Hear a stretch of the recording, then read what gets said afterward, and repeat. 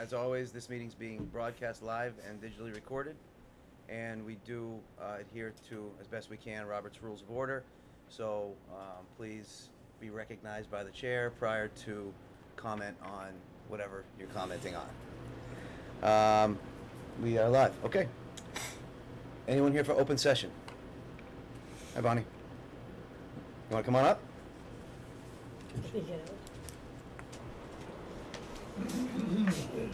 You could just state your name and address when you come on up here. Oh, sure. Bonnie Cunningham, 148 Ragged Hill Road. Welcome. I'm speaking as a private citizen, but also as a member of the Council on Aging. And this letter is to all of you. Several important community events happened recently at the Senior Center.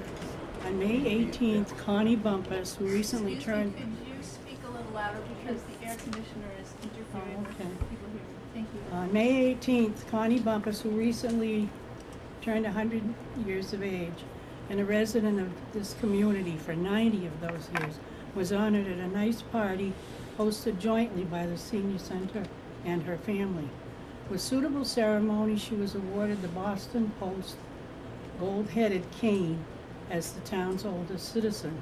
She was driven to the party in a 1930 Model T Ford, serenaded by the swinging singing seniors, and was given accolades by her peers for her lifelong contributions to the town. Both State Senator Ann Goby and Representative Donnie Berthium took time from their busy schedules to be there, and she was presented with citations from the Senate and House of Representatives. She also received a citation from the town, presented by a very gracious Joyce Green, our town clerk, standing in for you. On Memorial Day, after the ceremonies at the high school gymnasium, the Senior Center held a free hot dog and hamburger cookout for veterans and their families. Because the announcement inviting those present to partake was drowned out by the band's last selection, attendance was lighter than last year. However, it was still an enjoyable event for those who came. Representative Berthium and his wife were also present again, even though he admitted it was the fourth event he had been to that day. What I'd like to know is, where was our select board? Not one of you who are so busy could be bothered to make an effort to show the flag as our town government officials at either event. By attending, you would have been viewed as making at least some effort to rebuild your somewhat shaky relationship with the senior community, which has been seriously impacted by your neglect. To add insult to injury, during Connie's party, our town administrator remained sequestered in her office just around the corner. She could not bring herself to be gracious enough to come over and, as your representative, congratulate the honoree and present the town citation in person. Her predecessor, Anita Shipers, would never have considered delegating this vital act of public relations. Politically, it would have been a very astute move for even one of you to have made an appearance at either event. You have bemoaned the lack of community involvement that currently exists in town and questioned what can be done. How can this be remedied when time again, collectively and individually, you've made one consistently bad decision after another, continuing to unravel the fabric of our community and demoralize its citizens, young and old? You want examples? You've allowed one dedicated and thorough planning board member, Tom Robinson, trying to do his job, to be harassed by frivolous, unfounded charges and a long, drawn-out lawsuit that was needlessly costly to both Robinson and the town. You refused to renew the contract of our conscientious highway chief, Tim Kilhart, who on his own initiative wrote a grant that got the town $1 million in additional state money for road improvements, just because he was a straightforward guy and did not kowtow enough to the board and town administrator. You left a valuable employee hanging all through the difficult winter months with no contract until he finally went elsewhere. You attempted to bully our honest town accountant, Amy LaRoche, and threatened her with termination. A person with integrity, she had refused to approve payment for a questionable transaction to pay for senior center roof repairs that had not yet been performed. You all were irate when she rightly brought the issue to the attention of the State Ethics Commission. You terminated Ernie Newcomb, a loyal highway employee with many, many years of faithful service, just a couple of years short of him being able to obtain his retirement. And you wonder why no one wants to volunteer to serve on town boards or run for office or even apply for a town position. Why would they? The above scenarios are in any way exaggerated as stated, and I don't believe they are. They are nevertheless the understanding of a large number of the populace, and not just those over 60. You have consistently made it clear that the needs of the seniors do not matter, despite the fact that they make up more than 25% of the constituents you swore to serve as board members. Long before the time of your requiring a change in the wording of the roadside at the building site from future senior center to proposed, you've made it abundantly clear that your support for the project was iffy at best. When you voted not to put the article for the new senior center on the fall special town meeting last year or the winter special town meeting, believe me, we got it. Someone once said, justice delayed is justice denied. Substitute a senior center for justice, and the situation is glaringly obvious. You are continuing to kick the can down the road, as pragmatic politicians are likely to do with a project they are reluctant to support. Inflation keeps pushing up the costs, and you assure that eventually they'll become prohibitive. It just seems a shame that those who have cared so passionately for a home of their own might end up empty-handed. They testified at the State House of the need for a center, helped shepherd the land swap through the legislature, and have also fundraised tirelessly for more than 7 years. They were awarded $500,000 toward their goal, and it has now been used up for site improvements that now appear to be of questionable value to them. When you get old, you come to accept that life isn't fair. That doesn't mean it doesn't hurt seniors to be viewed by you as having no value, being disrespected and considered undeserving simply by virtue of our age. We are the generation whose taxes have supported the schools our lives long. We willingly shouldered the expense of the construction and maintenance of our wonderful athletic fields, playgrounds, and skateboard park that are the envy of other towns. The current 40-somethings and their children continue to enjoy these amenities every day. The underkindest cut of all is that this is, by and large, the population segment most adamantly opposed to our having a home of our own. The Sicilians have a saying, revenge is a dish best eaten cold. If Hubbardston misses the opportunity to construct a senior center soon, with sufficient amenities to support its burgeoning senior population, it is these same 40-somethings who will regret it in future years. Inevitably, they will seek a place with support services for their aging parents to keep them active and engaged. Above all, they will want them to be independent and not requiring their children's help for as long as possible. Or those children will be looking for information and help in dealing with their parents' mental or physical infirmities, and the services and facilities they need won't be available. It'll be too late for us to help them then. We will finally be vindicated, but it'll be an empty victory. In the meantime, your citizens ask that the board, and especially the town administrator, deliberate carefully before you use knee-jerk reactions and childish egos to punish those who have the courage to question your judgment. Try to learn from our town's history and the precedents, mistakes, and successes of past boards.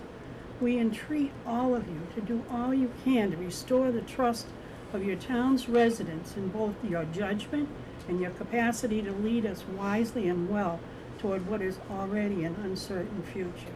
Thank you. Okay, well, I feel as though I want to address this. So, thank you for your comments. And again, as you said that you spoke to the board as a whole, sort of, and individually. Yeah. Sort of feel as though I've got the, would like to address a few of those items there. So, you know, I'd say, because as chair, I think it's probably my responsibility to do that, and probably have been 100% responsive on all requests, such as the ones that you talked about there, and only been able to attend maybe 90% of them. These happen to be two recent ones. The Boston Post-Cane, which I was in correspondence with Claudia, had a change I just couldn't make, and we wanted to make sure we had all the citations, so really wanted to make that, couldn't quite do it. Memorial Day spoke last year. We lost Officer Tarantino, we lost a member of one of our community, one of our children in town last year, and it was one of the hardest to get out speeches I've ever had in my life. And unfortunately had a conflict this year too. There wasn't going to be a parade, so we made plans, and then there was a parade. So those are sort of just addressing a couple of the other items. Well, I'm speaking upon myself. All right, so I'll speak for myself then, if you want an accounting of where we are. So for Connie's 100th, it's during the day. I have to work, and I cannot take off of work an hour to come down and unfortunately celebrate her. And we signed the proclamation and wished her well, but I cannot physically get here because of work. As far as Memorial Day, again, since you want an accounting of why we weren't here, I don't think I've ever missed a Memorial Day in all of my terms on this board.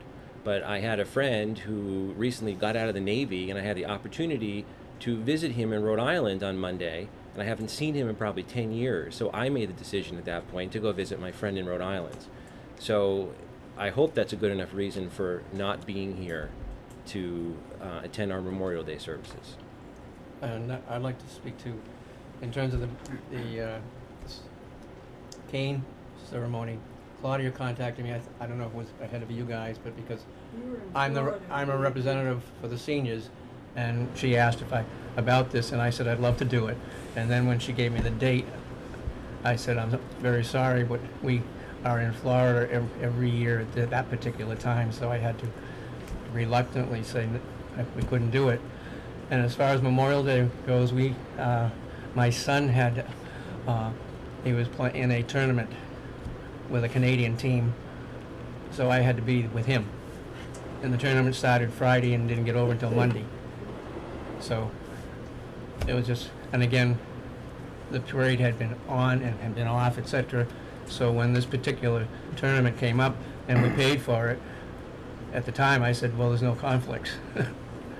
And then all of a sudden, So to address a few more of those things now, I'm only speaking for myself because I'm on 3 or 4 other committees in the town, one of them being the town center reconstruction, which we just had a $3 million project approved, not funded yet, not designed, but it's been approved, and that's been a dedicated group for the last year and a half, meeting, volunteering to really have some sort of actual visual material change in the town center. Also on the building committee, been part of 32 meetings trying to get that going, and there's a couple other members that are on the building committee here. Couldn't be more committed to that, trying to get it to a point that the town makes the decision, because I agree, even though we have recent town survey results that put that senior center way low in the pecking order of what townspeople necessarily have responded to on that survey, I absolutely feel as though it's the right of the townspeople to vote on that. So done everything I can as far as that sort of contribution. So anyone else can comment.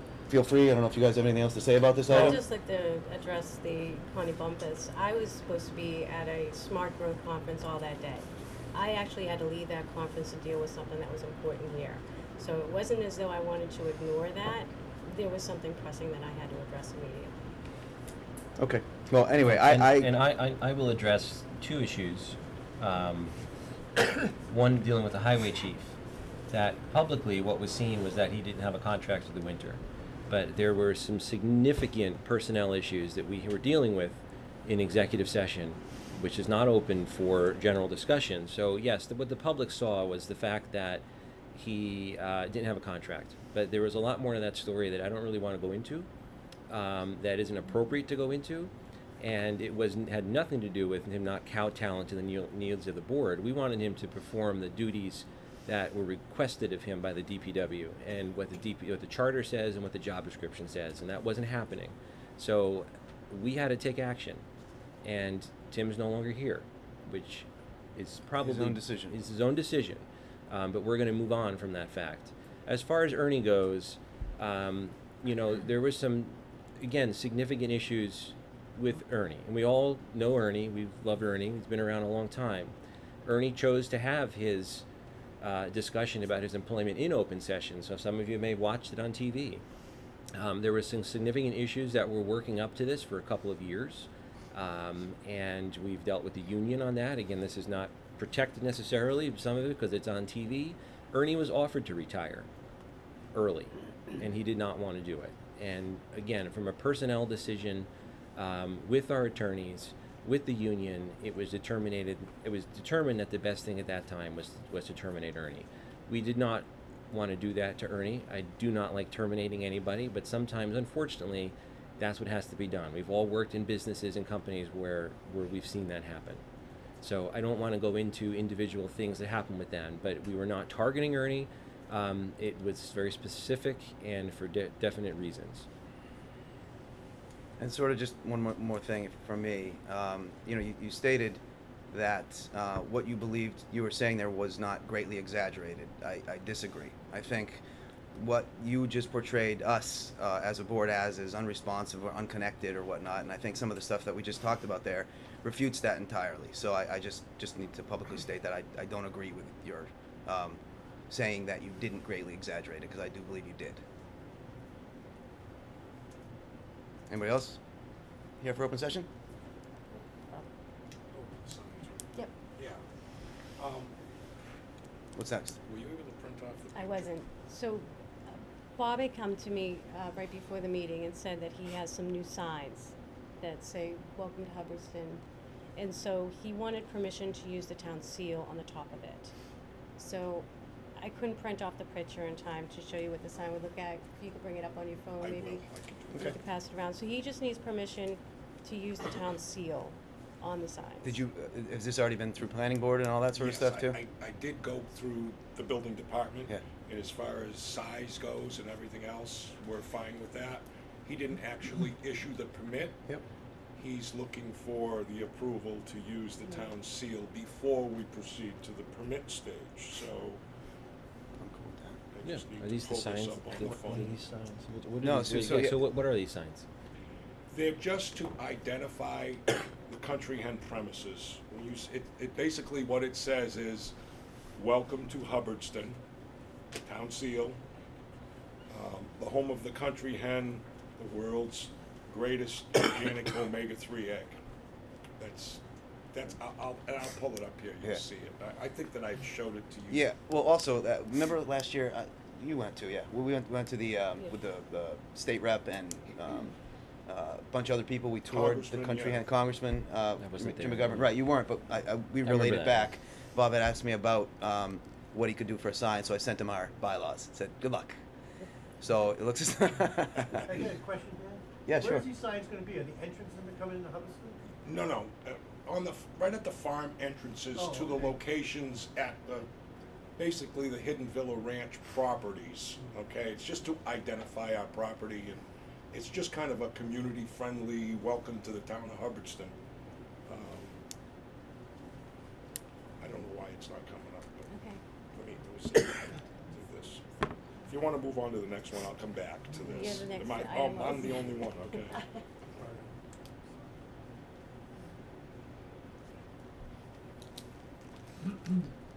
Do we normally use the town seal on something like this? Never heard of it. It's something new. It's up to you. Yes. I just kind of question the endorsement. I don't know. I think that's sort of part of the question from Michael too. Is I don't even know if there's precedent for this. Yeah. Is that proper? Right, because some Not other an official. some other business comes up. That's just photoshopped. It's not Yeah. actually there. It's a nice sign. It's not a sign. I mean, frankly, I'm uncomfortable using the town seal on a That's it. sign like that, because it's not an official sign. I don't know what everyone else thinks. No, I think, Bob, as much as I hate to say it, I think I agree. I just think of a scenario where a little bit more of a nefarious business asks the same sort of thing, and we've set some sort of precedent to. I just didn't see the issue as long as we weren't advertising. We're part of Hubbardston, and we're proud of that. So Oh, and we know. No, and you're a great neighbor, and we love to have you here, and I think everybody agrees with that. But Do you want me to check with legal? maybe check with legal Yeah. first. Sorry, we can't give you an answer Okay, tonight. No, that's fine, that's fine. It's Open just- session, we figured we'd just. Yeah, bring yeah. it up. Yeah, Okay. it doesn't smell right. But we'll check with legal.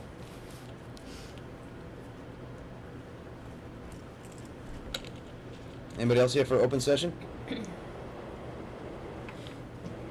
No?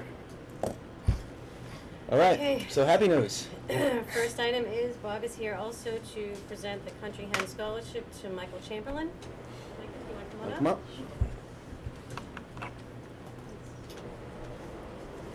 So, Michael, couple of words first. Okay. All right. Thank you, So, Squire. congratulations, Michael. We are honored to give this to you. I think that George Bass needs to be recognized in all of this because without him, this probably wouldn't be happening, okay? An egg symbolizes the future, good luck and prosperity. Our hope is that the Country Hen Scholarship helps to start Michael on his journey towards this. Michael, we see great promise in your success as indicated by your involvement in the President's Council, your service to the Senior Center, and the community first goal of your involvement in Project 351, just to name a few. Life is summed up through service to others, and the contribution that we as individuals leave behind was a prominent realization in your essay. I read it. We're honored to be a very small part of your first steps to the future and look forward to your service and contributions along the way. Congratulations. Thank you. Thank you. Congratulations, good luck. Good luck. Congratulations, see. All right. Unless you want to say a few words, you can go. No, just kidding. I didn't prepare a speech. I'm just kidding. Can I say? Thanks a lot. Oh, thank you. Thanks. Good job. That was a nice essay. Thank you. Very well written. Great essay. If you get a chance to read it, please do. It'll be on our website soon. Thank you very much. Resume too. Okay, next item is the Senior Center moving the town vote to October. I have in your packet a new schedule for the special town meeting to take place on October 24th with the town election to be October 26th, which would be the following Thursday. So this has all been, This is in line with what Tony's gonna Tony? do for going out to bid, what the deadlines we have to meet as far as printing the warrant and getting them out to the town. And so we work backwards from that October 24th date. and money for this we're using still from the account that we have through the grant. And we're also gonna, it's only gonna be one item on the warrant, so we're not gonna send it to the printer, we're just gonna print them in-house. Okay. Okay, question though. This is fine. Any thought about delaying it 1 week so that we don't have to have an election and then a general election November, Can in certainly do November? that. Do you wanna delay the election or just, or both? Well, I mean, we're only talking like a couple days, really. Okay.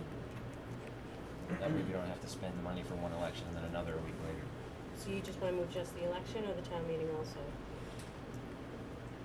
don't think we have a general election this year. We don't have a general election this year? It's an odd year. Not even like state stuff that in November? I think I vaguely recall asking Joyce that, and she said that there wasn't gonna be, Oh, so that might be why. all right. Well, I didn't- are people running for office? I thought Jamie was, No, this is for the November Special. election. Oh, Because the the no- oh, okay. election will be held the I got 26th, you, whereas I got election you. day is what, the 7th of November? It's only like a week Right. later. Yeah. And I don't think we have anything. Oh, all right. I'll check though. All right, yeah, we don't Still, it's fine to me. Yeah.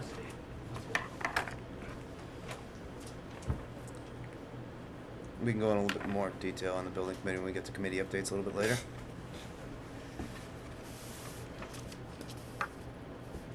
State reps, nothing, Tom? Nothing?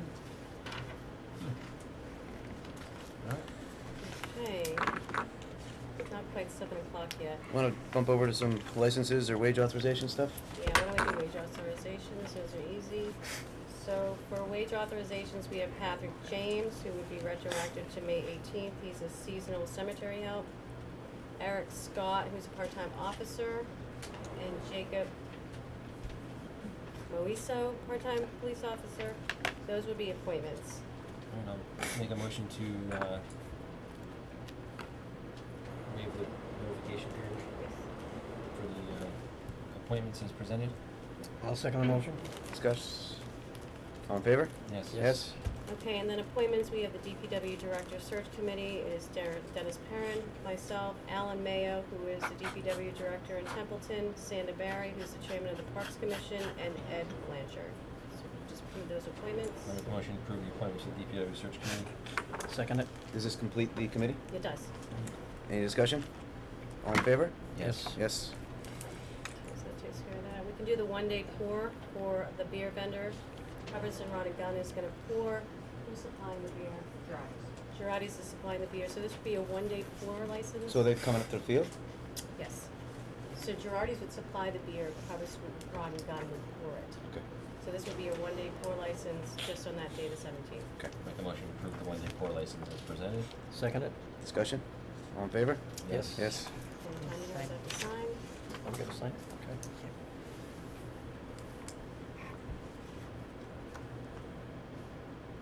We have 5 more minutes. Did you want to do a committee update, or did you want to start going through the warrant? No, I'll do committee update. There aren't that many this week. So committee update, building committee, not much to report besides what we just talked about there.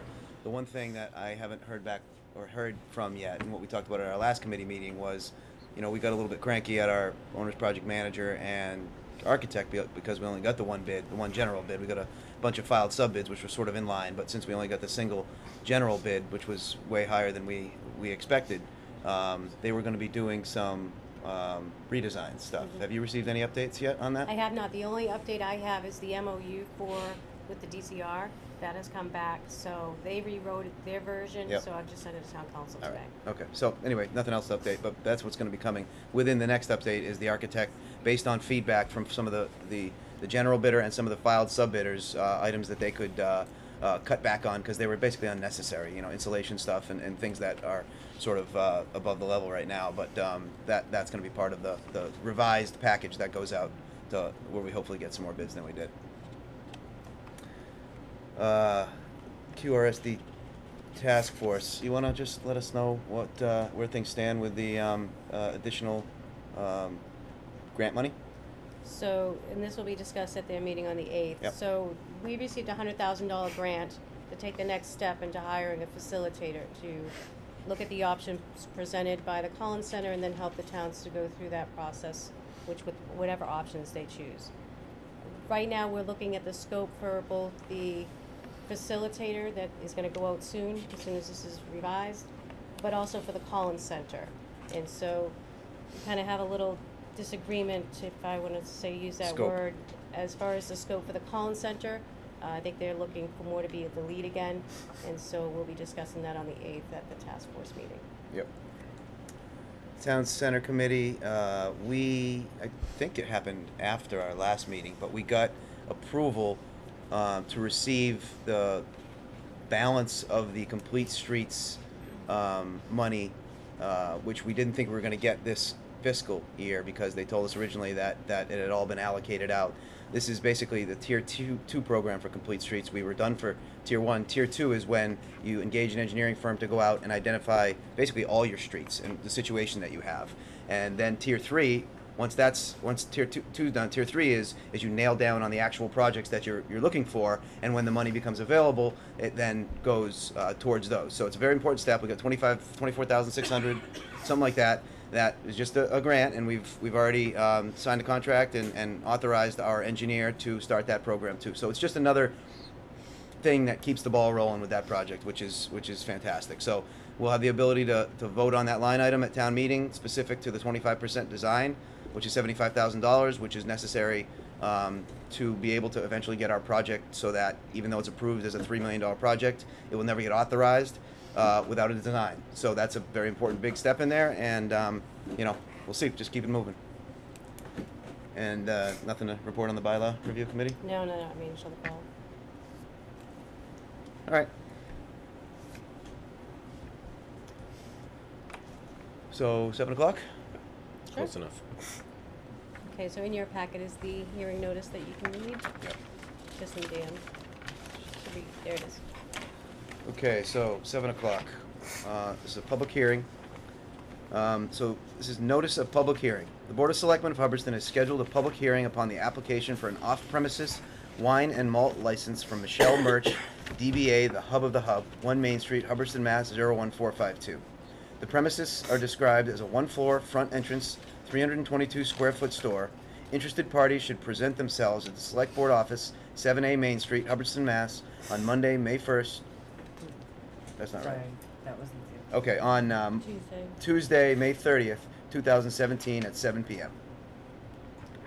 So we're doing this again because the abutters are a school and a church. Yeah, I remember talking about that. And so this is just another hearing just to allow them to be presented with any issues they may have. So did we ever find out if there are any problems? It's 500 feet, in which you all have the decision. There's no legal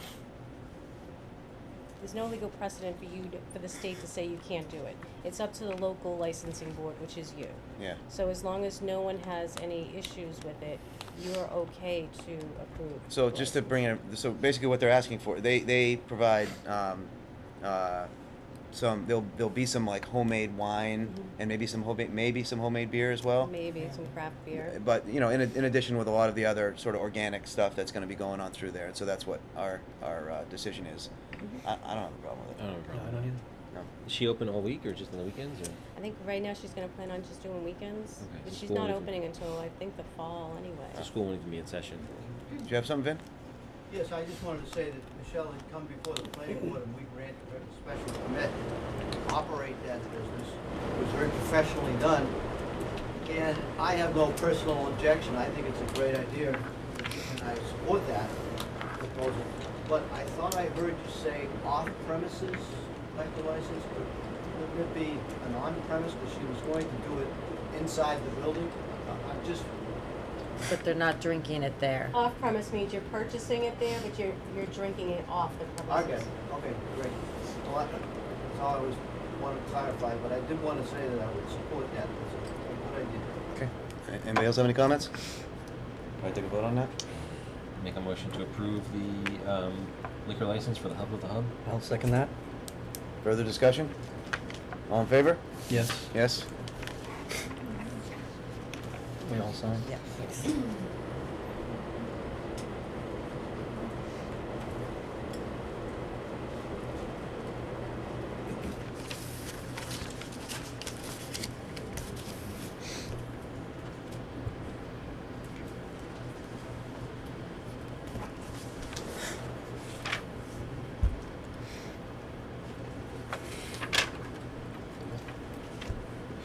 Okay, next item is let's remove finalize. Next item is 250th celebration fireworks location. Katie, come on up. Welcome back. Yes, in the hot seat again. Did you figure this out yet? Maybe, kind of. Okay, so, I was at a open space meeting, earlier this past, I think it was Wednesday, thank you. And, I tried to answer as best I could without Matt Shea being there and with From all Atlas? the yes, from Atlas, with all the concerns that people had. I've been in contact with so many people this weekend.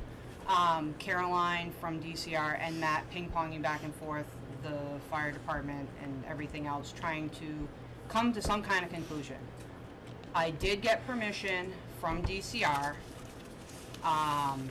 with some concessions about Matt from Atlas has spoken with Caroline and they are accepting what they had talked about, because Matt's one of the guys that actually wrote the rules for the EPA for fireworks and stuff like that. So this is which location now? You're saying DCR? This one is for Mount Jefferson. Okay. Now, We got denied for Comment, correct. yes, Okay. because of lack of staffing. So, that being said, and also with, I'm going to have to watch on, because there has been a lot of rain. So this is where we have some issues, because there is a field involved, which can get damaged. and with possibilities of haying issues and things like that. And of course, the bobolinks, because nobody can forget the bobolinks.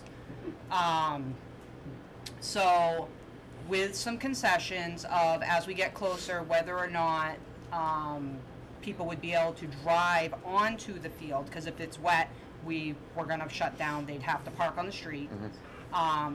We have permission through DCR to have the fireworks there. Now, that being said, I think I still need permission from Conservation. Who's here tonight? Who's here?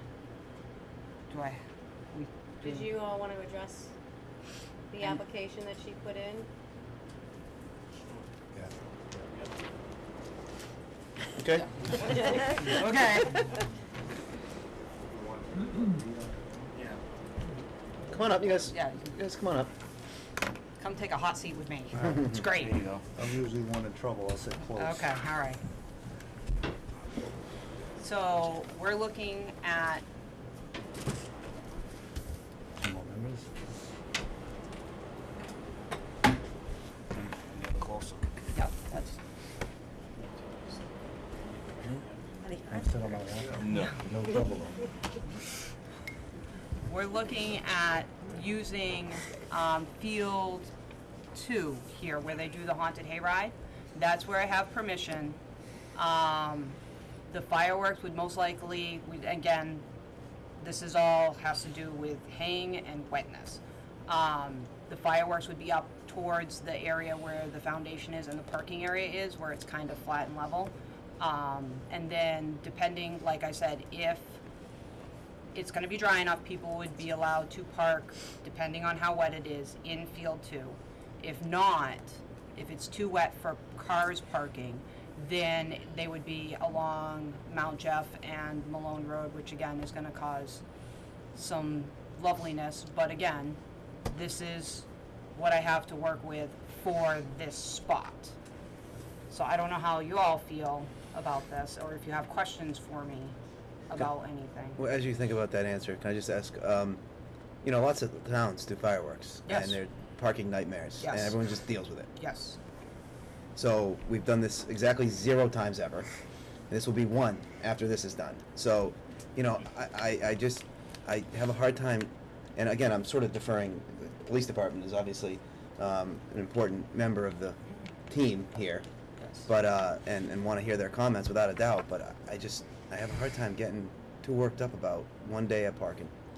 The police have asked that I moved it to Sunday, away from the Saturday date, because of there's a 3-hour delay between the end of the fair and the fireworks themselves, that the police were worried about where's everybody going to go hang out for 3 hours, you know, after they've been milling around at this fair. And the fair, I think, is going to draw in a lot of people as long as it's not raining. Whereas if we move it to a Sunday, school's still in session, and also it is Father's Day. Not that we don't want people coming in from out of towns, but I think it's going to cut down the numbers of people that will be in to see the fireworks, due to everyone's still in school. So a lot of, like, they're not going to come from 5 towns over for fireworks when they can do that on the 4th of July somewhere else. You know what I mean? Because they'll be at Rutland, or they'll be at Fitchburg, or they'll be in Worcester, or whatever. So, and we are having a smaller show because, again, we're Hubbardston, so it's not, you know, Boston. But, so. And police they're just relieved it's not a Comic-Con. Okay, good. So where are you guys at with this? Well, I think our vote is only gonna be to use the property. We won't really have a say on what date. Let the police and fire figure out the best plan of attack on where they want everybody parking. And I'm glad you took into account parking and not damaging the field. And depending when they're gonna be haying it, obviously we don't want that interrupted, or as little impact as possible. So the fireworks, by the plan of Atlas, would be launched from the same, with Field 2? They would be more in the back because it has to be a section by itself. Right. Shut, you know, like they'll have to, I think they're getting the snow fencing, or I'm getting the snow fencing. That's all. I need a spot first before.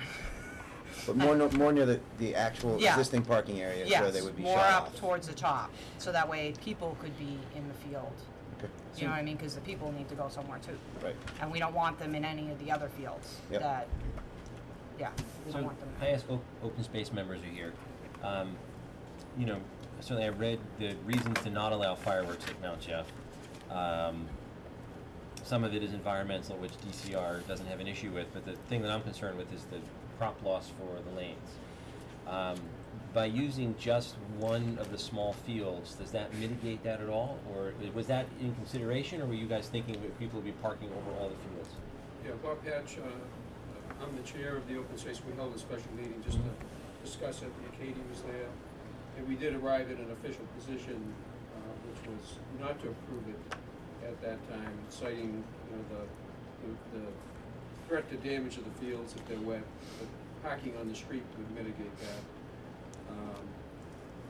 The major impact, though, would be to the farmer himself and potential loss of income that he's going to have.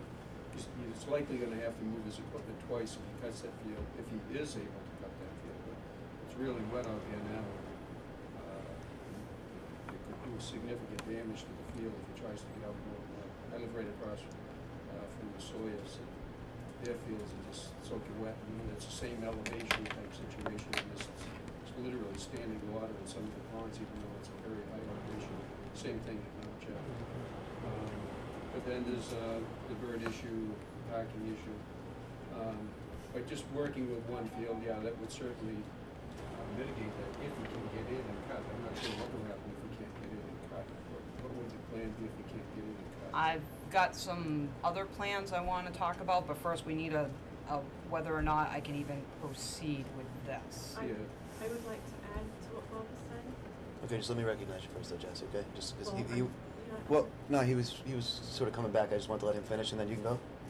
Okay, and just in conjunction with that, it's important to point out, open space has essentially day-to-day responsibility to the fields. The Conservation Commission and DCI have primary responsibility. DCI gets involved because they hold a major conservation restriction on it for the $900,000 that they essentially donated to the town for the acquisition of the land. So as Katie pointed out, I've been in contact with Carolyn Reisner. She's the right person within DCI. There's a lot of flavors of DCI. Her primary responsibility is to oversee the conservation restrictions that DCI holds on various properties. Obviously, this is one of them. I've got Carolyn's letter. You want me to read Carolyn's letter relative? It's an important note. Yeah. Dear Bob, thank you for inviting me to the town of Hubbardston, considering having its 250th anniversary fireworks celebration on the Mount Jefferson Conservation Area, on which the Department of Conservation and Recreation Division of Water Supply and Protection, that's her organization, holds a watershed protection restriction, WPR. Over the years, DCR has appreciated the Open Space Committee's excellent management of this property. I understand that the Open Space Committee has voted against having fireworks display on the property, but the town is still considering moving forward with a plan to do so. Therefore, DCR must take its own determination as to whether a fireworks display event would be in compliance with the restriction. The restriction gives us oversight of the property and states outdoor group events coordinated by the town of Hubbardston are permitted, provided such events are not deemed detrimental to the watershed. In addition, use of hazardous materials is not permitted. Because of these factors, the two considerations have in determining whether a fireworks display would be a permissible public event, erosion from the parking and the hazardous nature of the fireworks themselves. I have gathered information and consulted with senior staff at DCR to make a determination. In regards to erosion from parking, I spoke to Katie Young about my concerns that parking cars in the wet field would lead to erosion, which would be damaging to water quality. She agreed that unless the weather for the next 3 weeks is very dry, so that the fields dry out substantially, she will require on-street parking only for the event. DCR has determined that this course of action would eliminate our concerns about erosion. So that goes away. In regards to the potential hazardous nature of the fireworks, DCR thinks that if the fireworks best management practices put out by the DEP website noted following, if this is only a one-time event, then we would consider the water quality impacts to be minimal enough to consider that it would be acceptable. I spoke with Matt Shea of Atlas this morning, who seemed very informed about these practices and agreed to follow by them. Notably, minimizing or eliminate salute fireworks which contain the high amounts of perchlorates and increasing the number of gold fireworks in the show which do not include perchlorates. That's one of the hazardous chemicals. Yep. It's a byproduct of fireworks. Doing a search for shell debris at first light and providing DCR with a copy of the search report. Removing all duds and misfires from the site and disposing of them appropriately. And not using water to douse fireworks. As he said, this is not required for the type of fireworks that they were planning on using. If all of these conditions are followed, DCR approves the town of Hubbardston use of the Mount Jefferson Conservation Area for a one-time fireworks event. This approval is required by the terms of the restriction on the property. This approval is not meant as an endorsement of the fireworks plan. There are many other factors that the town should consider in making the decision, such as hay quality, bobolink habitat, etc., outside the scope of the restriction. In addition, the town must follow all applicable laws and obtain the applicable permits. Please contact me if you have any questions. Okay, so, I mean, Rutland, we've all probably been to the Rutland fireworks, and nobody has parking in fields. Everyone just parks in the streets and everywhere else in there. So I don't have an issue if we park, just park on the street. Yep. As far as mowing the fields, instead of getting the lanes up here, and I'm not up on haying, you guys are gonna have to help with that. Instead of getting them to come up, and well, Rick's here too. Speak with that. Instead of getting them to come up and mow the whole field, would it be better if we just bring one of our machines up and just mow a couple strips right along the road so people can put out blankets and sit, and then basically the fields aren't touched other than maybe 20 feet or so from the road on either side, that people can set up chairs and sit without having 3-4 foot high grass. That way it's cheaper. DPW can do it in an hour, maybe 2 hours. Yeah. It's a good idea. I mean, I don't know, as far as haying, I don't know when a farmer's ever gonna get out in the fields based on the amount of water we've gotten recently. Right. Yeah. It's gonna be quite a few days of good sun to even be able to drive out there. So it's, you know, it's possible by the middle of June that they would hay that field. I don't know. But if we- what kind of arrangements have been made, but it's possible, but then again, it's possible he won't be able to get on there without rutting it up, so I can't say. But do you think, and I mean, Jassy from the Open Space Committee, you guys, I mean, you deal with the lanes more than we do, we'd certainly have to call them, but if we, again, cut all parked cars stay on the road, and we just made a couple strips on the side of the road by, was it Field 2? Yeah, field 2. Field 2 and the one across the street so people can set up some chairs, would that? It wouldn't be a reasonable great loss of solution? revenue for a couple strips. And as I said before, we still have money in our account here. If we had to provide some compensation, we could just provide the compensation. So if we're going to offset, we don't want to offset any town, income from anybody. The point is just trying to have a big town event here. If it's a money thing, great. I think that's solvable pretty easily. So go ahead, Jesse. Yeah, I mean, I would just like to speak to this because for a lot of reasons here. First of all, the town has a contract with the farmer, the local neighbors of ours. And the understanding is he will get 2 cuts of hay off of those fields. And I think it is not an honorable thing for the town to then say that they're going to change the terms of that contract. So you could say, well, we're just going to, mow a couple of sections. First of all, the section across the street from that is loaded with poison ivy. So sure, you can cut that and have people sit where there's poison ivy if you want. But the other side where the hayfield is, you know, that's his field. That's where he cuts his hay. Every bale of hay he gets out of that, he sells for about $6, and he gets a second cut. So those, you know, you're talking about religious appeal for that, but you know, he has to provide a certain amount of hay to his customers. When he uses his customers. So that's thing number one. Thing number two is those fields are so wet. If any of you have walked out on your lawns, you know that it's just squelching. And Mount Jefferson is particularly wet, which is why, one of the reasons why he doesn't generally mow out there until the end of June. So even just cutting the edge, I don't know if you've seen the edges of those fields when people drive across them when they're wet, but they get ruts like this.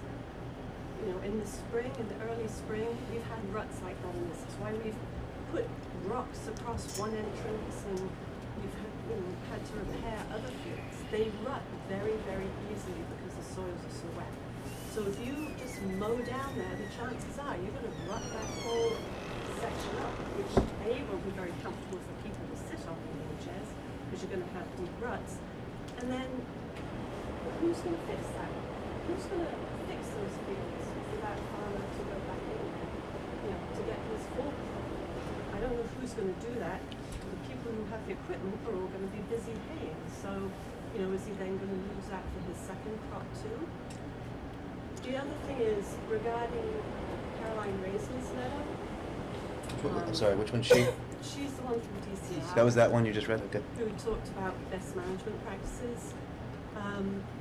One of the best management practices is to go out there first light the next day and pick up all the debris from the fireworks. Well, how are you going to pick up all the debris? You're either not going to pick it up, or you're going to walk all through that hayfield trying to pick it up. So all that firework debris is definitely going to go over those hayfields. So not only are you contaminating that hay, which after all is forage for animals, but you can't follow the best management practices of picking up the debris. You can't do it. And then the other thing is, you know, I know we all laugh about the bobolink issue, and my goodness, I've heard the bobolinks over and over again. We have come up with what we think is a compromise so that the people who really want the bobolinks to survive up there, you know, we set one field aside, which helps to get that mowing delayed until the end of June. Last year we didn't hay up there to the end of July because guess what? The fields to the end of, beginning of July, because the fields were too wet. So most years those bobolinks survive very, very well. But you go in there now and you start mowing that hayfield, you're wiping them out. And I just, you know, to dishonor a contract, to contaminate someone's hay and to have no regard for wildlife, I just don't think is an appropriate way of celebrating the 250th.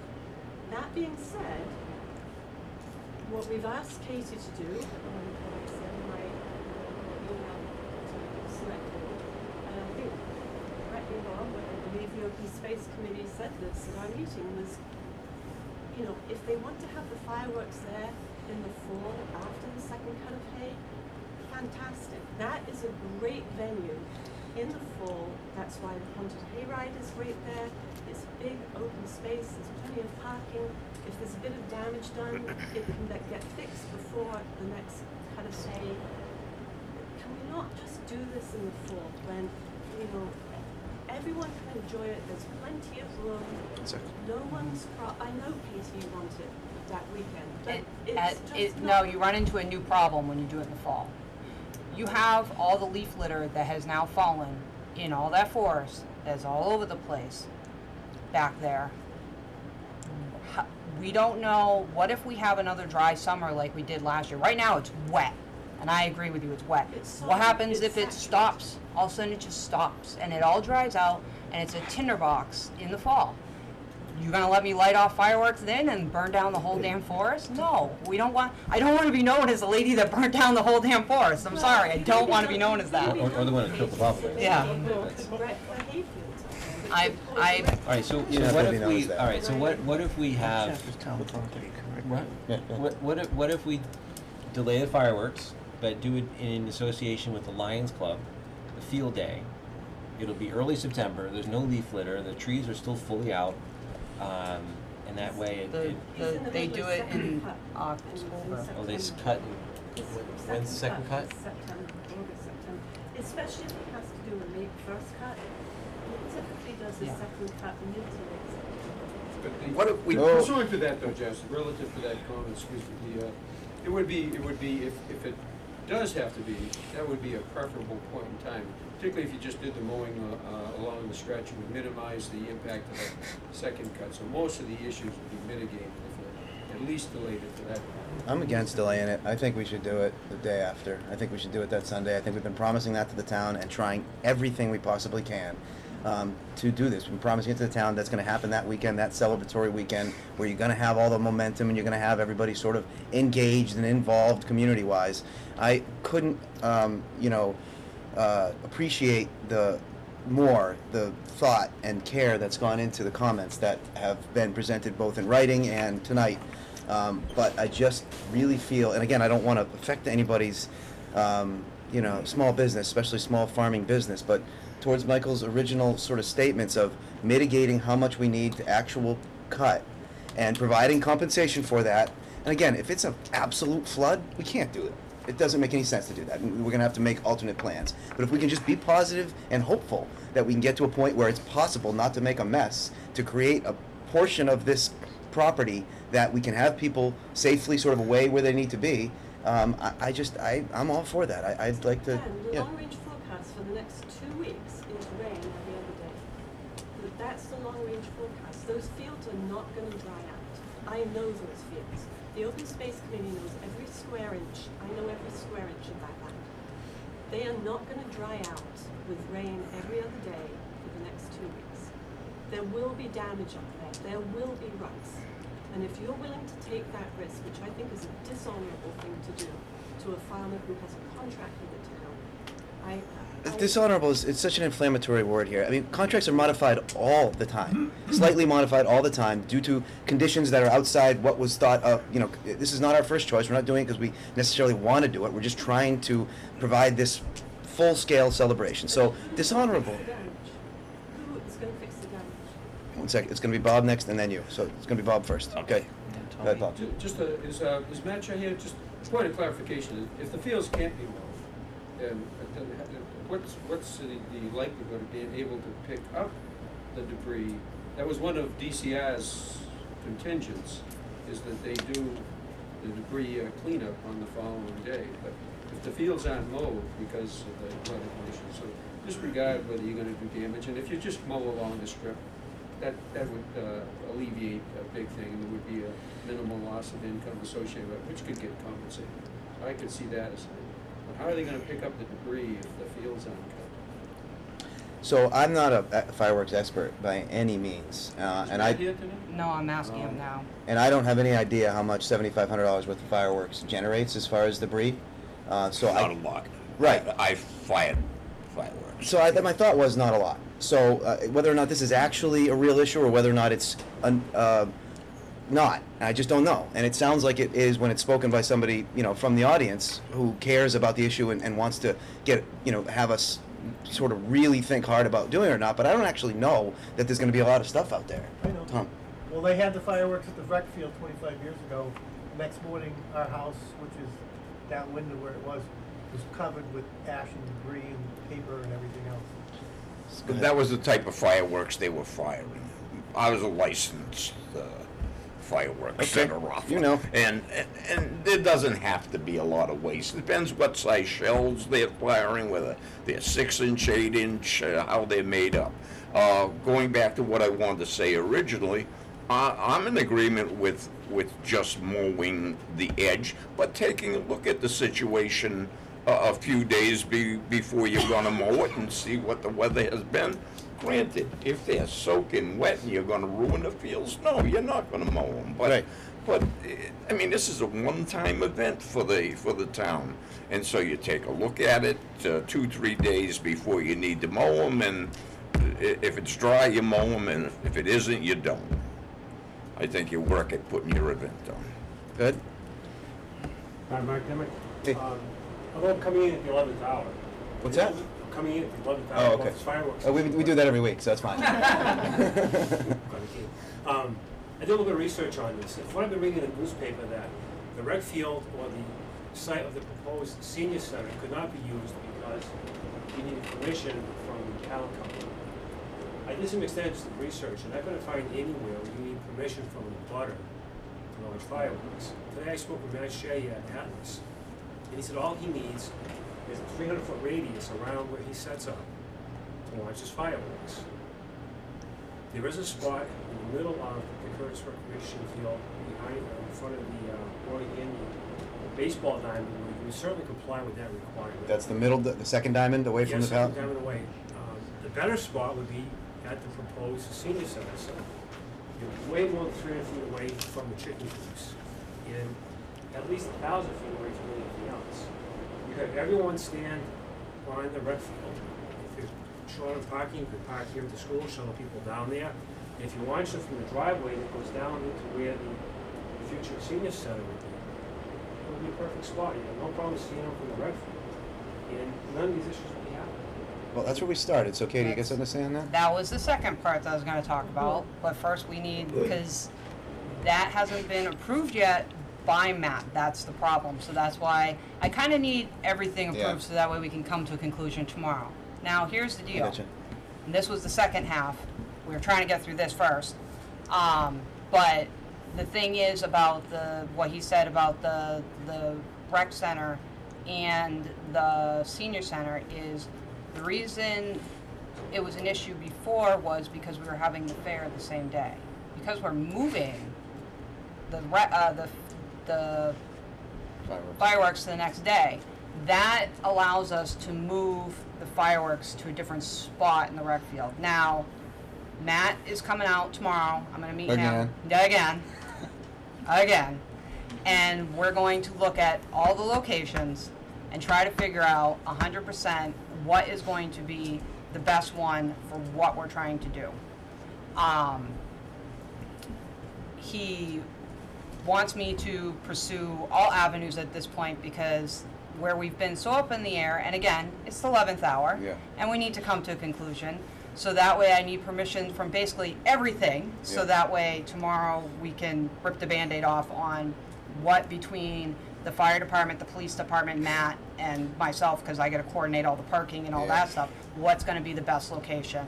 And especially after talking with DCR about this property and all the ins and outs and whatever this meeting entailed. So then what was the issue then? Because I don't think I was at that meeting when Mass Pallet came and said absolutely not. So because it was going to be within the 300 feet.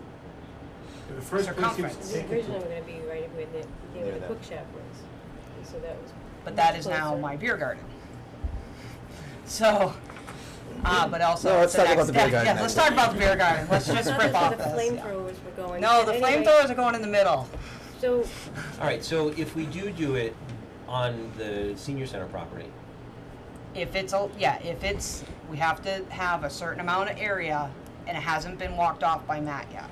So that's why it's one of those, it could be possibly, it might be viable to be on the senior center area. Saturday night? No, Sunday. Definitely Sunday. No matter what, Sunday. All right. Everything's it's Sunday. Why couldn't we do the senior center site on Saturday? Because the chief does not want us to have it on Saturday because we still fall back into that issue of where you got a 3-hour layover and it's going to be an issue. He thinks there's going to be a lot of issues with loitering while people wait for those 3 hours. Where A lot of there's nothing drunken going on with the disorder. fair, and then they're waiting for the fireworks, and so he'd rather just avoid that. Plus, it's a very long day for his officers. But don't, again, we're just talking about everything again. Isn't that, a lot of the other towns do that? They sort of have their thing, and then they have a lag, and then it gets dark, and then they shoot their fireworks off. I'm aware. I was asked to have it the next day. And therefore, if I have it the next day, then I can revisit the rec field and the senior center. Yeah. If it's the same day, then those two are off limits. Because there's a big, huge Stuff in the fair way. in my path that I put in. But we also have another location because Bob has offered his property. Again, so now we have a fourth. Thanks, Bob. Yes. What do We have to, Not to confuse the issue. No, no, I- of course not. I No. know that this Conservation Commission is very familiar with the land. Now, whether or not DCI would have a problem, the first thing I would do is get on the phone tomorrow morning and talk to corporate about any liability issues, but I don't believe there would be any. The lower section, I think if you fired them off from there, everybody could park in the center of town and see them from wherever they want to. that's the other And that thing. eliminates all of those problems with the fields and the farmers and the hay and the whole 9 yards. Tom? Is- I just wanted to ask a question. I appreciate your comments. The option just before you had a question. If you put it at the proposed location of the senior center, isn't it true that it would be independent of the weather? Except unless it's pouring rain. I mean, if you had a morning rain on the Sunday, it wouldn't affect the event No. with no meeting. The rain isn't, the rain there, the wetness of that area doesn't matter. Or the It has rain. to I'm trying to matter, say. yeah, it has to Gravel do driveway. with Yeah. how close it is to other, Yeah, but the weather would affect, I got the impression we were all waiting to see what the weather would happen and would make a last minute call about the hay no. fields. It That would make a doesn't sound right. last minute decision on whether or not, we would allow parking in the field. Yes. And But- how far in we're gonna hay. Isn't But it- that, the haying can't be last minute, the haying would have to be, cause they need 3 days, so that. I don't wanna go back to the hay. Okay, I wanna go over here, Okay. up the road. alright. Isn't it true that if you use that site in the way you described, it would be pretty much independent of the weather? Yes, but I don't know if we can use that site as a problem. That's So the issue. why don't we just aim for Yeah. the field, not those fields, our town, the rec fields? That's what I would like to, or but I'm this- just, if we can't, need Plan B. You know what I mean? I need, Senior center. again, and what Plan happens C. if I can't use that? All right, You Bob. know what I mean? I need can like, wait for a bit. Just a Look, point, did you say they needed, we haven't heard anything of, presentation by Matt Shea or whatnot.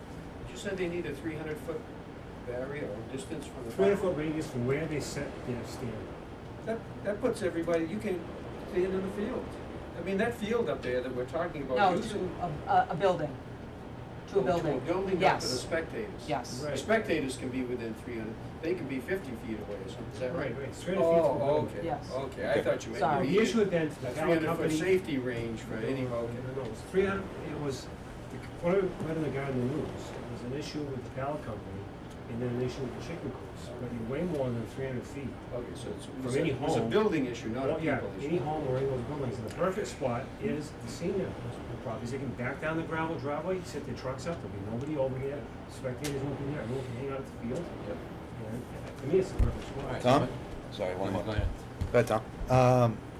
To make everything go a little quicker tonight, Katie's obviously gonna get some input tomorrow, and maybe that's one more place that when Matt comes out, Matt can check. But as far as conservation, do you wanna have a vote that we use this as like a last resort? As Plan D. I Yeah, think so it's if D. everything else goes south, then Yes. we go here, we have a place to go. Yes, please. I'll make a motion that, we accept that property and to have it there. I'll second. As planned. Plan last resort. As planned, the last. Last plan of last resort. more discussion? As long as there's no parking in the fields, park on the streets. And can I just ask who's going to fix the damage if there's damage? I would really like a commitment from someone, that if there's ruts made in those fields, that someone is going to fix the damage the next day so that the farmer has a decent shot at getting those fields back. I'd like that commitment from the town at least. Yeah, so we'll fix the damage. The town will coordinate, the DPW will coordinate with whoever we have to fix the damage. And reseed. Yeah, fix to get it to its original condition, or there, as close as possible to its original condition. You have another comment? I think you guys might want to call on him. You're sort of in the middle of discussion here. Tom? You have A, B, and C. Why don't you just take D off the table? If A, B, and C go south, we have D. Well, I know, but they're not gonna go south for weather, we just established that. But we don't know if Matt has to approve A, B, and C. And so doesn't the chief So we're of gonna have the the fire 300 department foot as well. barrier. Well, you can take it off the table and revisit it if A, B, and C fall through. But it seems to me that with A, B, and C present, you have a 90-something% chance of it being A, B, or C. I agree, but we're voting on D just in case. A, B, C, D. That's why we're here. I hear what you're saying, but Okay. this is a last resort. We're hoping we don't have to go there. I think you guys What kind have of a money are question we in looking mind. at to take care of these fields? Do you know? There were some numbers in Jesse's, one of the emails. Like one portion of it was $1,700 Well, or something. it depends, because Right. at the meeting that I just happened to hear about 2 weeks ago, when the select board voted to allow that jet, the fields, it was going to be every single field had to be mowed, and that's what Lawrence Lane understood, was that he had to mow every single field. So this is a very different thing than what we're talking about now, strip. Based on your comments and the fact that we are sensitive to this. You guys have a comment back there. It seems to me if you have the fireworks as close to the field day as you can, you're gonna have less movement of traffic in town. People are gonna go to the field day, stay there till evening, and watch the fireworks. Otherwise, you're gonna have people running all over town, looking for parking places. You don't have to worry about the hayfield. Option D, John. I don't know how to say it again. Option D. That's it. What's that? Option D. I think nobody wants to do it really, but I think we need to have a. Nobody wants to do it where? On the field? I'm not Jeff. Yeah. I'm not Jeff, no, I'm not saying that. I'm talking about having it at the senior center site, which is right across from field day. People could stay in place and watch the fireworks. It's a different day. Pardon? It's a different day, Why would it be a different day? because that's what we're doing. It's on Sunday. Based on police department considerations and safety stuff. That's what was told to us. Right, well, it's gonna detract from your field day too. You know, I'm just trying to keep everything close together so that it's compressed, less movement around town, and keeping people at field day longer for your vendors. Just keep that in the back of your head. Trying to appease as many people as possible, and it's absolutely never gonna happen. But I'm trying the best I can with the cards I was dealt, you know, and just doing what I can do. So why? So then we'll do. I guess what I don't understand is you're gonna have all this stuff going on in field day anyway, right? So all of those same people are gonna be there. So now you're gonna do it all again the next day. You're gonna have all those people back again for that short period of time. But to me, I don't see where it really makes a difference whether you do it on Saturday or Sunday, because public safety is gonna have to be involved in both days. It just, to me, it complicates the matter to not have it on the same day as a celebration of the field day and everything else. It makes so much sense to put it all together. So I agree too. So we received a detailed account of what the details would be regarding police details. Yeah, that was funny. That's a lot of detail, Dan. Thank you for just keeping me afloat. Right, but if you're willing to pay for hay, you should be able to pay for a detail. No, it's not the cost. It's the manpower. It's the staffing, and how the fact that there's going to be a 3-hour gap in coverage, and then the coverage has to come back. It was actually it was based on coverage for officers and whatnot. Yeah, I agree. I mean, it'd be nice to have it the same day. Maybe we can talk to the chief and just see if they can work something out. Then that was based on using Mount Jefferson. Yeah, So that's a whole different if dynamic. we can't use the field, the rec there fields. Do you understand? So I would say this: if it's possible to get the fireworks across the street at the senior center site, then we could use the rec fields unimpeded On that day. On that day. Possible. Right. So maybe Option A. Okay, so hold on. Let's back up a second. I'm writing this down. Oh God. So we're That's gonna gonna kill me. we're gonna give approval for senior center site and the rec fields. Is that correct? And Mount Jeff. As Option an D. Are they gonna vote for their? We have a motion on they're that. still We're still discussing. Still discussion here? Okay. carry on. Okay, so I would say Mount Jeff would be an option only if we do it with the Lions Field Day, myself, in September. I don't think it's, I don't think it's a good idea to do it now. That makes sense with using that as option D. Well, if everything else falls through. But do would you realize how many people that will bring in if you put fireworks along with the haunted hayride? You're gonna mess up them fields bad. That's gonna be a lot of people on Saturday night. Well, we'll have an opportunity to vote on that. Well, true. But last year they couldn't even have the haunted hayride. That's why this Mount Jeff is like, again, like you guys are all saying, Plan D. Yeah, because that's why this was my Hail Mary last option until today when we realized, oh, well, duh, we're doing it on a different day, so maybe we can use the rec field again. And after talking with everybody under the sun, if we do it a different day, have the fireworks on Sunday, then we might be able to use the rec field, or we might be able to use the senior area across the way, because again, all these people aren't going to be there all day. We don't have to section off a whole area, because the fireworks has to be sectioned off. You can't have people milling around. You know, it's not going to work. You can't. It's just. Well, time is of the essence right now. I'm you know, well aware. Well, this isn't aimed at you. I think Yeah. you have the patience of Job, and I want to thank you for all of your work, because I don't know if the rest of you are aware the reason we are here in this situation is because every place we have tried, there's always been someone saying, not in my backyard. So we get one strike, two strikes, you know, so it just, we're running out of spots and we're running out of time. Okay, so Might be another 250 years before the next one, you know? I've got options A, B, C, D, and E written here. Okay, so as we're still during the discussion phase of this. So option A would be, again, we're potentially senior center on Saturday. Option B would be rec field Sunday. Option C would be senior center Sunday. Option D would be Country Hen.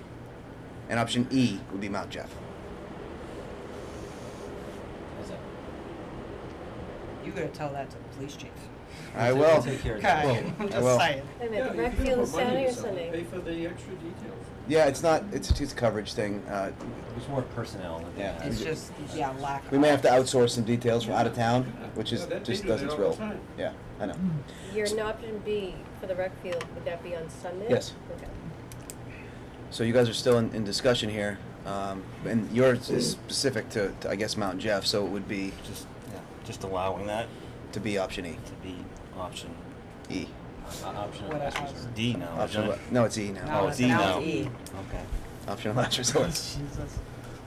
All right. Any more discussion? I would like to make an observation. So the only way that this actually came up as a conversation tonight at this meeting was because I happened to watch a YouTube video of your last meeting. You'd already voted to ask the farmer to cut those fields. And the only way this is even a conversation tonight, and I think it's been a good conversation tonight with a lot of concessions, is because I heard about it and brought in the Open Space Committee and the Conservation Commission. I would like to remind this select board that the Open Space Committee manages that land and the Conservation Commission has care and control of it. And certainly the Conservation Commission has to be asked before you make any decisions. And I would really request that the Open Space Committee, who manages that property and has done for 17 years, is at least our input is requested in future. Okay. Thank you. Still in discussion. And we had a motion? All right. Motion, second? Second. All in favor? Aye. Opposed? Okay. Thanks, guys. Motion carries. Motion carries. So we're still Motion active carries. now. I think as a board here, we've got to. You have now. a lot of options. Okay, Yeah. so I'll make a motion to. But what's involved? What do we have to do in the next day or so? I'm meeting with Matt tomorrow. I will go over everything, all of this information. The only reason why he didn't come today, because he had already talked to Caroline beforehand, and that was the biggest hurdle of the Mount Jeff. That's why he's coming out tomorrow because we need to walk the sites in the daytime, and he was out in Boston The all day. sites that we're proposing now. Yes, Yeah. to revisit all these sites to see what's going to be the best option. Mhm. So with all considerations of, he's well aware of haying, the wet fields, the bobolinks up at Mount Jeff, all those issues. He's been to the rec field, that's where originally it came, where it was that close, but now where we'd be moving things around, now we have to see if we're gonna be in a good spot on the rec fields, and to look at the senior center across the way, and now look at the farm over, is it the new ones down, the new barns? Okay, to look at the new barns down there to see if that's gonna be a viable option, cause the shells are smaller, so I don't know where they're gonna be, how far away they can be visible from. These aren't the big giant ones that they shoot off at Boston, Okay. because we don't have that kind of money. We got enough money to have a nice little show. That's all they got. So I'll make a motion to approve the senior center and rec field sites as the preferred sites. I'll second the motion.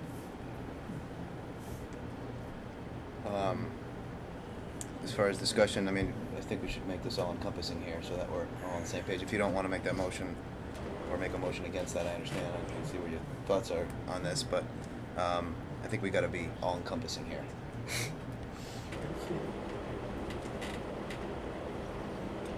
So what do you want, a motion? No, I know, I don't want anything. A Listing motion's on the table and we're having discussion here, so we're in Well, it. we still amend it. So is there any further discussion in that motion? So you're saying with the Mount Jeff? I'm saying with, and Country Hen, I'm just saying the Oh, whole, okay. Oh, okay, okay. the whole thing. I mean, like myself, I think Mount Jeff, I don't support Mount Jeff necessarily in 2 weeks. I think if we're gonna do Mount Jeff, we should do it in September. I don't support it in 2 weeks if it's at all wet or gonna make a mess either, which is why I have no problem saying, yep, we'll fix it, because we're not gonna go on there and make a mess. Yeah. So I think that in the event that it became in a condition that was mitigating damage, that's the only way I would be in favor of it, because I just don't wanna do it 3 months later. Mhm. So, I don't know.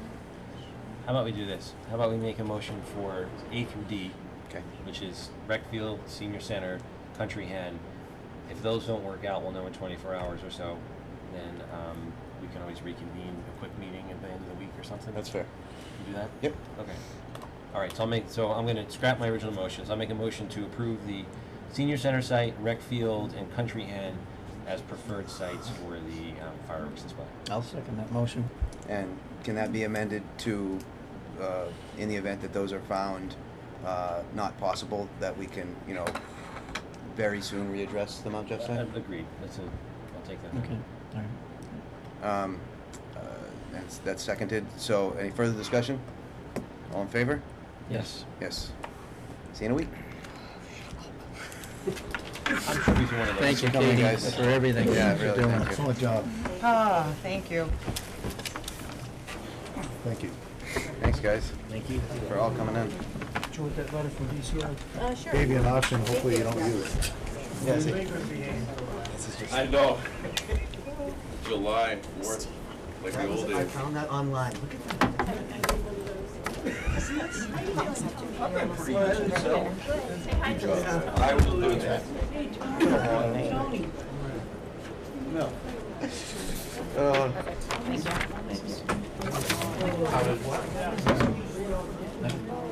Cleared the house? Yeah. Probably. Do you have anything left or no? Town meeting reports, review the warrant, and old business. Nothing much. Okay, so we're gonna review the warrant just to see who's gonna take assignments. Pat and Jamie are not here. Yes, Pat we'll will give be them the at hard town ones. meeting, so we'll stick him with a couple of. Sounds good? Jamie won't? Jamie may not be, he's not sure of his work schedule yet, so we're better off leaving him out. So on the special town meeting, these are both CPA, so we'll leave those as them. Not that much. Going to the annual town meeting, Articles 1 through 4 are standard. I would leave Article 5, letter A for Bob Hayes, because he was the one that changed that wording.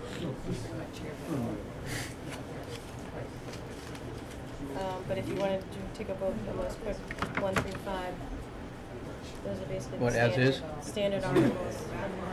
To approve them? Well, to see who wants to be assigned to Oh. which articles. Oh, I'll just take 1 through 5. Nobody has questions about it. Okay. That Okay, Article 6 is the revolving funds. I'll take this one this year. I haven't had this one yet. This one always has a bunch of questions because it looks as though we're spending that much money on some of those things, Right. but it's just the account. Article 7 is the ceasing of the ambulance enterprise fund. I'll take that. Article 8 is the general budget. We usually just use that by committee on that one. Yeah. So, 9 is the senior tax work-off. Give that to Pat. Sure. Sure. 10 is the transfer from stabilization items. I'll do that. So these are, 10 is just stuff that's left over. Yes. So we're going into stabilization, okay. 11 are your capital expenditures. I'll do that in case there's Main Street stuff. Article 12 is the fire truck. I'll do that. And 13 is the senior center. I'll explain that. Okay. Well, we're passing over this though, right? We're gonna pass over it. All right, forget it. Or whatever. You have to make a motion to pass over it. Okay, so Dan will do that. Okay. So you'll do that? Yep. Okay. Article Yes. Were you talking about the, senior center? Senior center. no, I thought you may have been talking about the land. Oh, we haven't gotten to that one yet. Okay. Article 14. You can move up. Yeah, I'm gonna have to. I'm gonna shut Look up. very definite in front of me. You can come right up here if you want. I'll just wait here. You'll have to be short. Article 14 is the highway truck. Is Jamie gonna be at the? Jamie won't, but Pat will. He may be able to talk to Sure, it. Pat's got that one. Next. Now, where's that money coming from? That is gonna be borrowing. And then 15 and 16 are CPA articles. We can move those for. 17 is, this is your article. 17 is the land at 47 Brigham Street. Right. So are you gonna be passing over that? Well, that's what my question tonight is, the option is, I don't know if everybody's aware of this, so I'll give you a little background. The Affordable Housing Committee had the opportunity to acquire this particular piece of land. It was just a happenstance. I happen to know the man who had owned that piece of land. I called him, and he told me that he'd been trying to give it to the town for years. And he just didn't want anything. He now lives in Florida.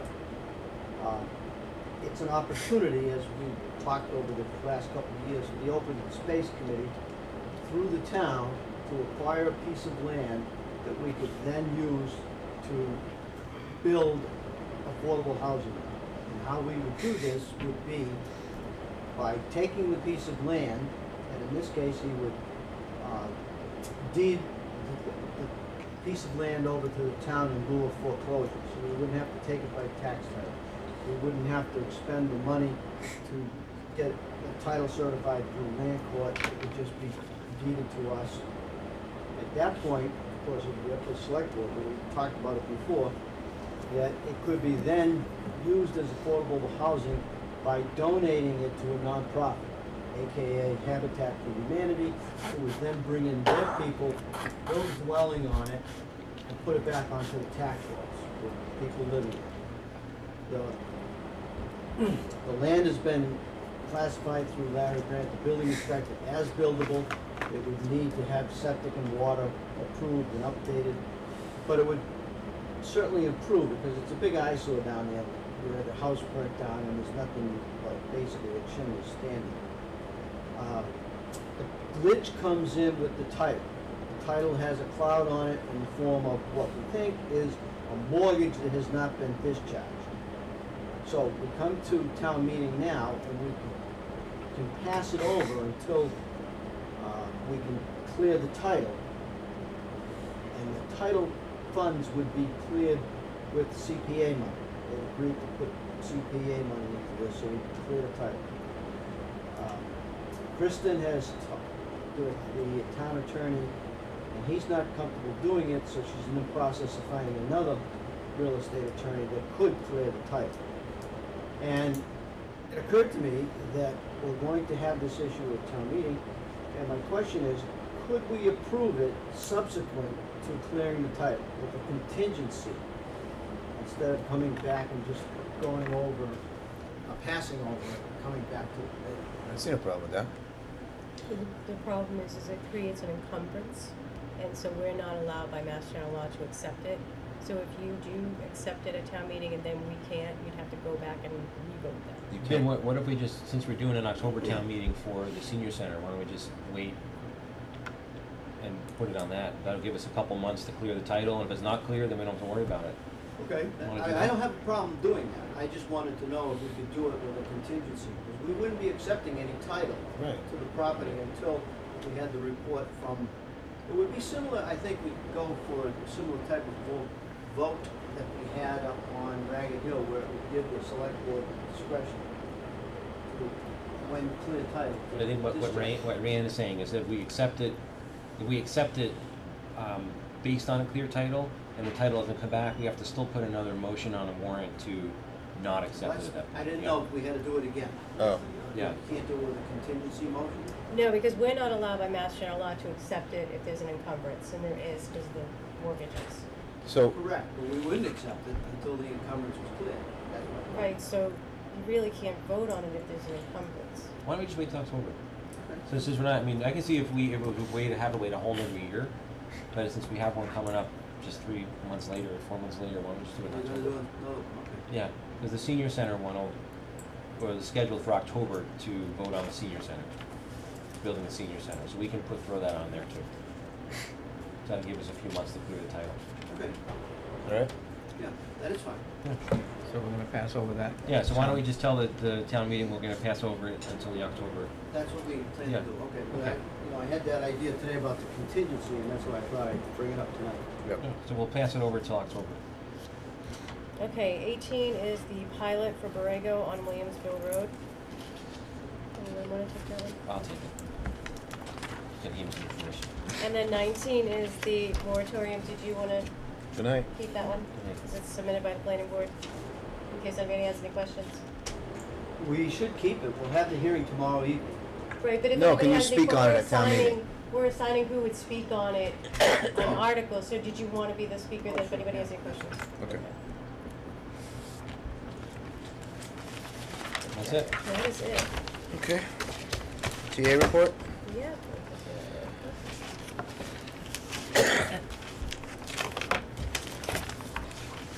Okay, first is the record security policy that Joyce and I worked on. This will address the storage of all the records, as well as security guidelines. Once this is approved by the select board, it will be presented to all boards and committees, as well as employees.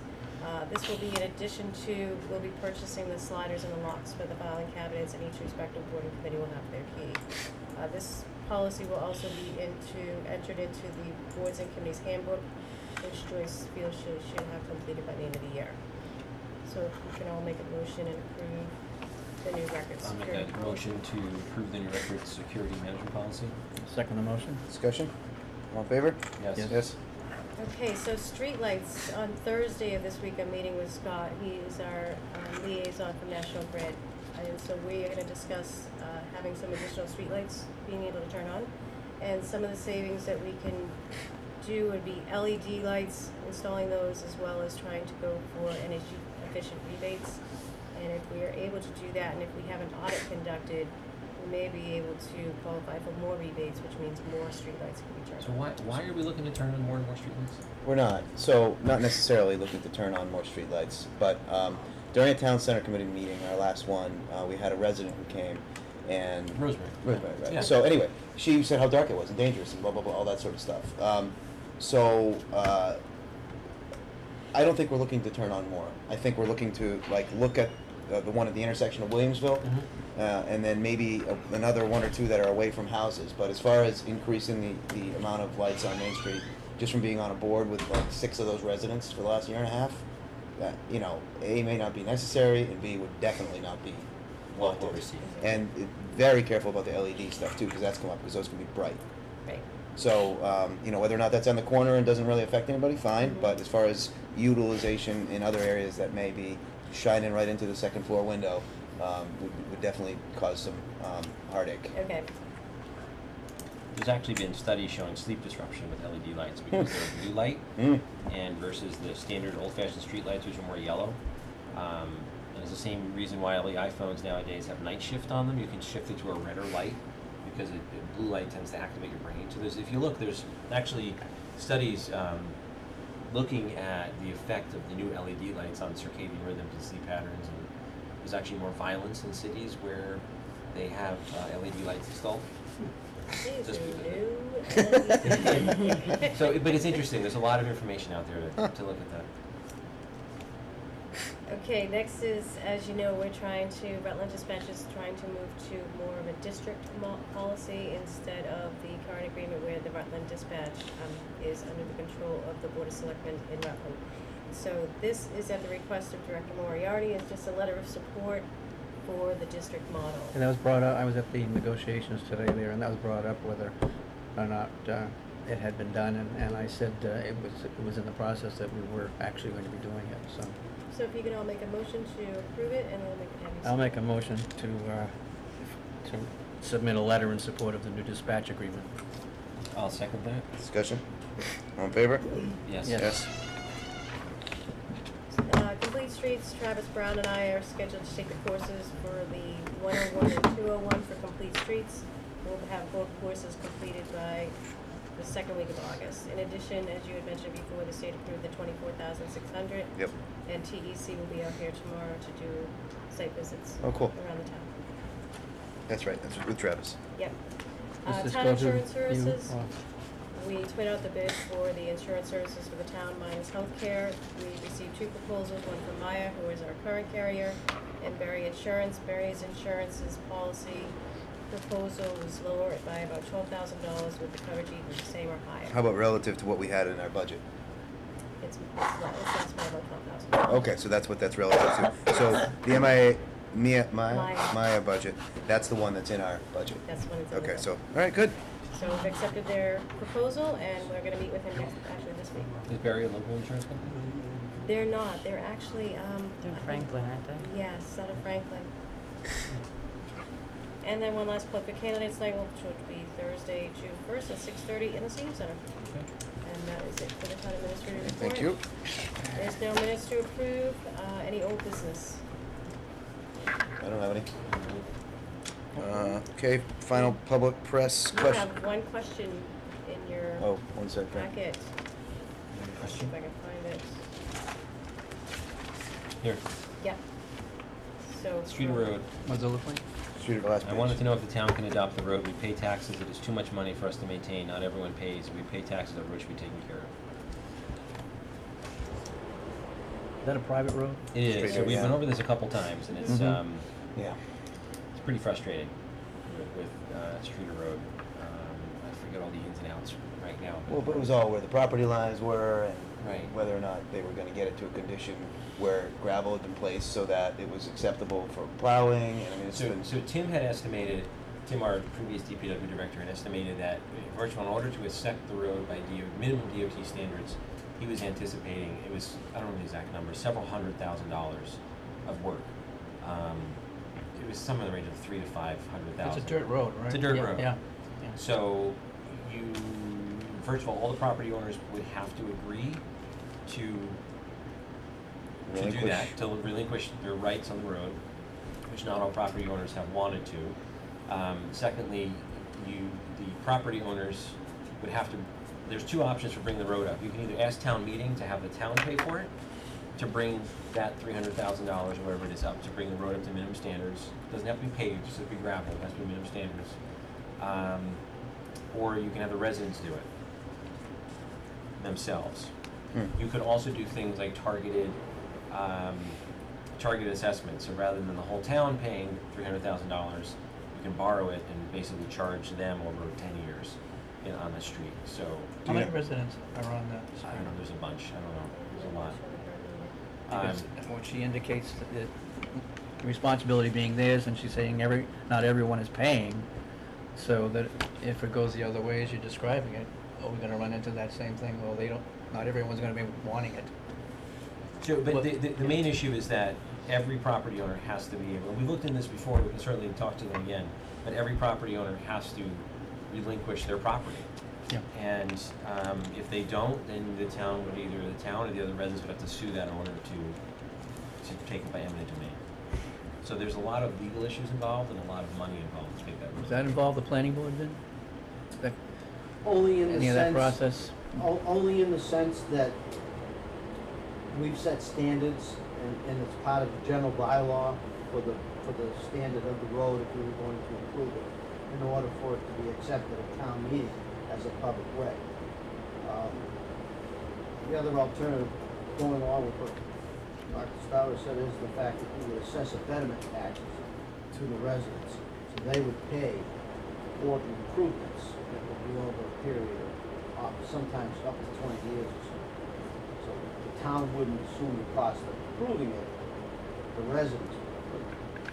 But they have to be they have to be all in agreement to give up their property. I'm not exactly sure how many have to agree with that, or if it's unanimous, or, I don't know. But that's what they would do. They would be conceding their property to the center line of the road, or whatever value those holes have. It's for the common good. I know we've accepted the state law so that we do plow it. We do. This winter. I guess But, my opinion is that, you know, if they all got together and sort of came up with a plan and came, Yeah, it's then fine. But I feel like we've done a fair amount of discussion about that road over the years. That Well, really hasn't gone anywhere would further. it be there's some then obvious improvements, I mean, obvious advantage to improving it, not only to the town, but to the residents, because it would improve their property values. It's a tough sell now. just throwing this out, would it be worthwhile to send out a notice to the residents of that and give them the opportunity to come before us and hash it out and discuss it? Yeah, there used to be one or two residents who kind of spoke see what the for response most is. of them. They used to come and kind of go over street or road concerns.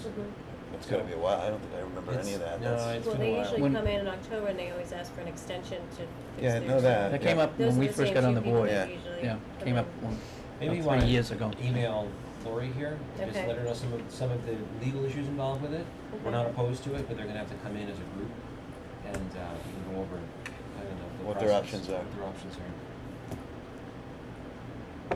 We had a similar situation on Blueberry, Dogwood Road, north and south, many years ago.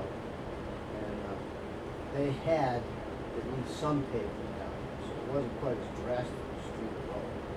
But it's a big issue to accept it at town meeting, it's not up to standard. So there's two ways of looking at it. We can mitigate the situation as it is, but if we want to bring it up to town standards, it has to be even better. Okay. All right, public press question and answer. Vin, did you have something?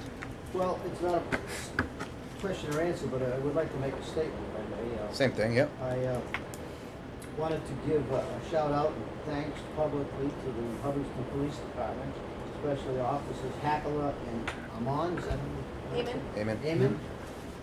Who responded to my home the other evening when I went into a little bit of a medical situation. I believe medical EMT Parker was also involved. And then the gentleman from Westminster who transported me to Hayward, and, you know, the wonderful care I had there. But I think the Hubbardston Police Department and the EMTs did a great job, and I thank them publicly. And, hats off, they do nice work. All right, great. Nice guys. Well, they do That's good great. work. Sad to leave them. You know, it happens. I'm fine, I'm back. Anybody else have anything else they want to make a statement on? No? All right, so we have executive session item, which we don't plan to return to open session? Oh. I'm sorry, I was making a joke before. But, Okay. On the pallet place, Yeah. the woman originally, the owner came in and said, you know, this is a potential fire Yeah. hazard, and I wouldn't be in favor of having the fireworks right next door. And I think that needs to be addressed in some way. There's a couple possibilities. One, I think there is a way to store pallets and arrange your property so that you reduce the risk or even minimize the risk of fire, or if a fire happens, it doesn't propagate through the property. And the second thing would be the fireworks are only an hour, but maybe for a 3-hour period, you actually have a fire watch. It's commonly done on There will be. Industrial site. There's required for fire watches, and Okay. that has to do with Atlas and the fire chief and all that sort of Okay. stuff. Very good. You know, and Okay. one of the issues that she had before, and I didn't know that until it was described, until we discussed it, was that the original site of the fireworks was gonna be within that 300-foot buffer from. For her building. For her Correct. building and Yeah. stuff, so now if it I mean, moves. for all the outlying stuff, that needs perhaps She to also, be she also enforced. objected to the senior center area. What's that? She also objected to the senior center area when we first mentioned that we were thinking about that. She didn't want it anywhere near, obviously, her business. No, we had also, we had mentioned it before, putting a fire truck actually in that area, just in case. Good. Okay. All right. So I'll make a motion to go into executive session with no plans to come back into public session. Okay. We'll help you out. Thanks a lot. Second the motion. Exemption 3, to discuss strategy with respect to collective bargaining or litigation. An open meeting may have a detrimental effect on bargaining or litigating position of public body, and the chair so declares. Do you declare, Chair? I declare. All right. Okay, roll call, Mike. Yes. Dan. Yes. Jeff. Yes.